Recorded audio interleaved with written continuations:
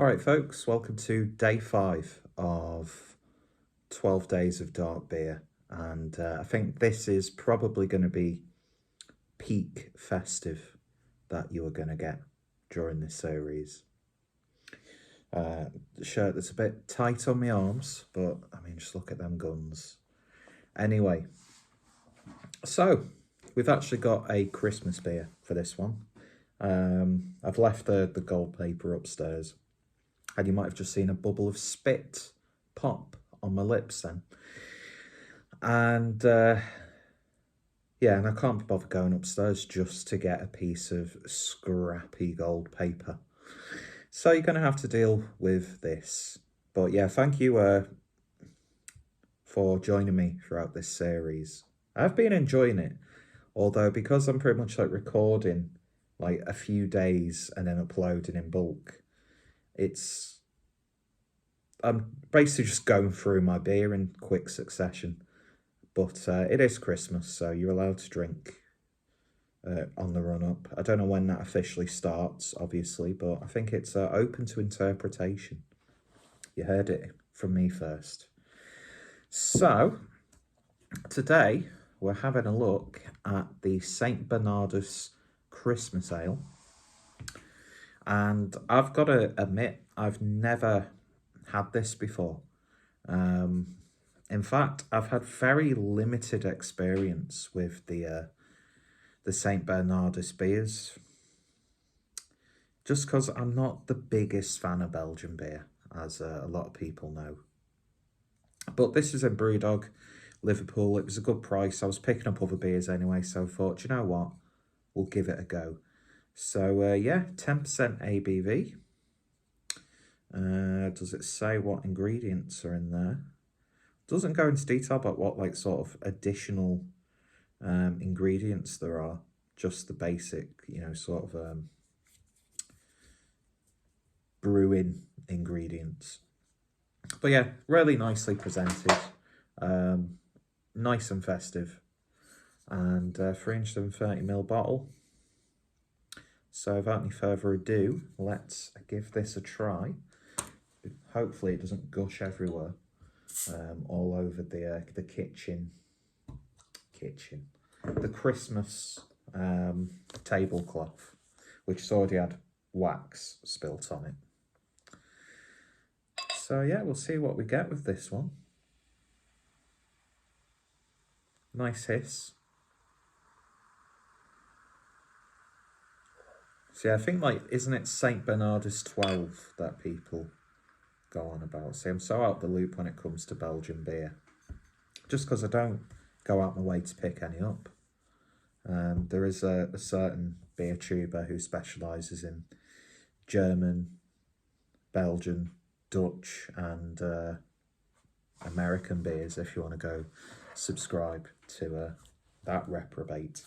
Anyway, beer in the glass then, and it's got almost like a cola look to it. Looks like a glass of Pepsi, doesn't it? Nice, rich, sort of like dark brown, with just a thin lining of head. As you heard as it was pouring, you probably didn't because the microphone on this is terrible. It had a really nice hiss, so it fizzled down quite quickly. So let's see what we get on the nose.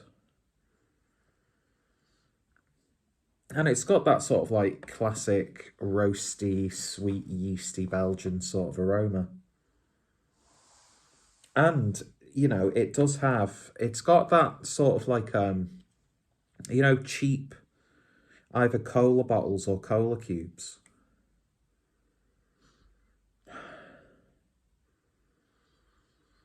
There's some sort of spiciness there. A little bit of clove. Even getting like a little bit of a sage character almost.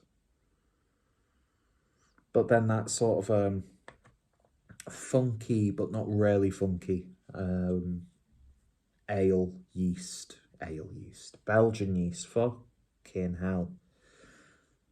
I haven't eaten anything today, and it's still early in the afternoon, so it might be a bad idea to drink a 10% beer, but it is what it is. smells really nice and inviting. It's got more of like an autumnal sort of aroma than a Christmassy vibe about it. But it smells really nice, so let's give it a taste. Cheers, folks. And I definitely need to cut my fingernails.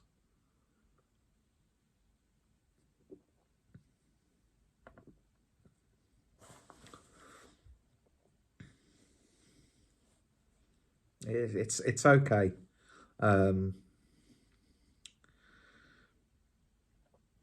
It's the aftertaste on beers like this, and this is a prime example of an aftertaste that I'm not a big fan of. I know this is probably sacrilege for me to not be gushing over a beer like this, but just doesn't do much for me, really.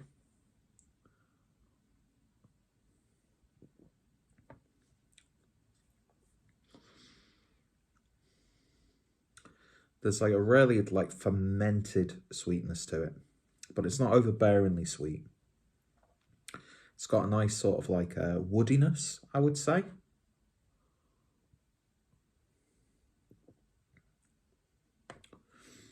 It's just that aftertaste that I do get from a lot of Belgian beers that it's just not doing much for me. It's got like candied dates, candied prunes, that sort of thing. Can you candy a prune? Is that a thing, candied prunes? But it's got that sort of like dark fruit sort of flavour to it. There's a little bit of a savouriness as well. But all in all, I mean, I'll still drink the rest of it. It's not, I'm not disliking it that much that I'll pour it away like I do tend to do. So I'll keep going at it because I'm doing some cooking in the kitchen. You know, the main place where you would cook. Oh, excuse me. It's a little bit gassy, I would say. Now, it's got a best before of 2025, so I'd imagine at this time of the year there'd be a lot of people who will be buying a few bottles of stuff like this, a couple to enjoy over the Christmas period, and then the rest just to be, you know, put away and aged a little bit. And I think when it comes to these sorts of beers, I do like it when they've been aged a little bit. I like some of the flavours that you can get just with aging in general. Sometimes it just doesn't work, doesn't do anything for the beer, doesn't detract nor, you know, add anything to it. But this, I think you could. That'll mellow down really nicely, I think. And part of me is thinking, that'd be beautiful used in a gravy.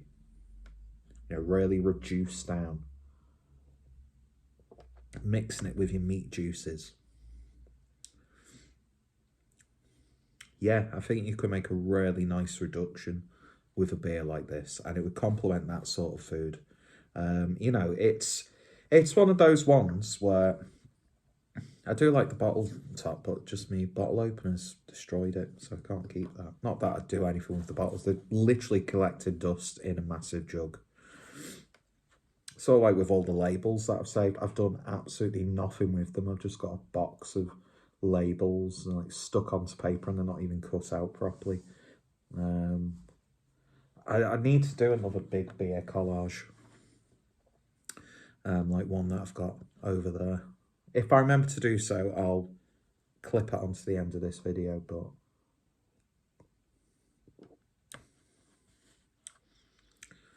the more I'm drinking it, the more I'm sort of enjoying it, I would say. I'm not like really, you know, bowled over by it by any stretch, because there's just those characteristics that I'm not a fan of when it comes to Belgian beers. It's just not my thing, you know what I mean? It's sort of like when people gush over the likes of Cantillon, I'm just like, I don't really want to go out my way and pay stupid amounts of money to just try some Cantillon. Do you know what I mean? Because there's so many, I mean, don't get me wrong, you know, these breweries have a reputation. Even some of the sort of bigger breweries like St.Bernardus. Even like Leffe. I do like Leffe. Their nectar's wonderful. For a honey beer, that's beautiful. And the Leffe Brewing. Now that to me, I might have to go to Asda and pick up a bottle of that. Because that's always good over Christmas. I know people are screaming sacrilege or whatever the word sacrilege would be. Anyway, what am I talking about? Yeah, it's not bad.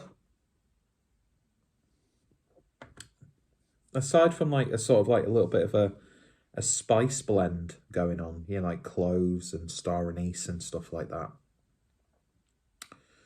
I'm failing to see what's Christmassy about this. I'm sure if I was to compare it to their other beers, then you'd probably pick out, because of the comparison, where the festive side comes through. But it doesn't really taste Christmassy to me. I'm the fucking miserable 32-year-old going on to 60 is a lot more Christmassy than this beer is. But it's one of those things, even though I'm not liking it, I'll never take away the sort of like the importance of breweries like this and the importance of, you know, Belgian brewing culture. And I'd love to go to in and around around Belgium, try these beers, you know, fully like insert myself not into the bottle. I don't do that anymore. I don't do OnlyFans anymore. But just to proper throw myself in the deep end with Belgian beer culture. And it's one of those things. I'll still continue to buy these beers every now and then. I really enjoy when Lidl do that box of mixed Belgian beers. There's some real, I mean, Golden Drac is, and that Drac 3000 are just beautiful beers as well. I don't need to explain myself really, do I? Because, yeah, I'm sure there's, I mean, look at all the people who for some obscene reason don't like Augustina Helles. Which I understand if you don't like it, fair enough. I'm not going to kick off unless you're Adam from Mersey Beers.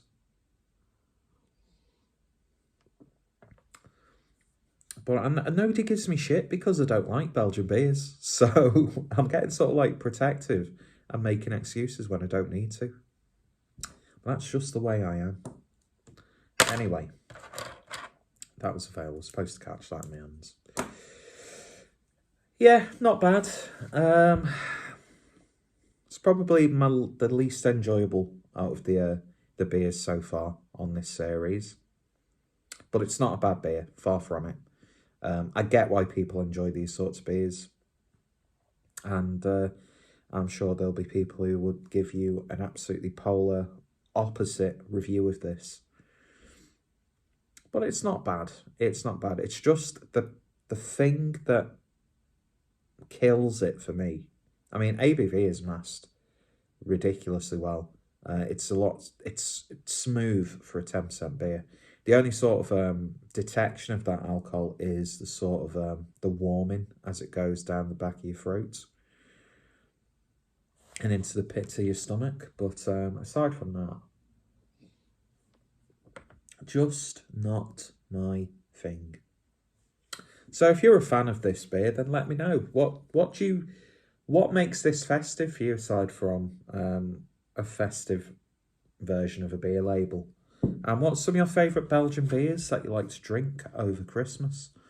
Because there is something like generally Christmassy about like these traditional Belgian beers.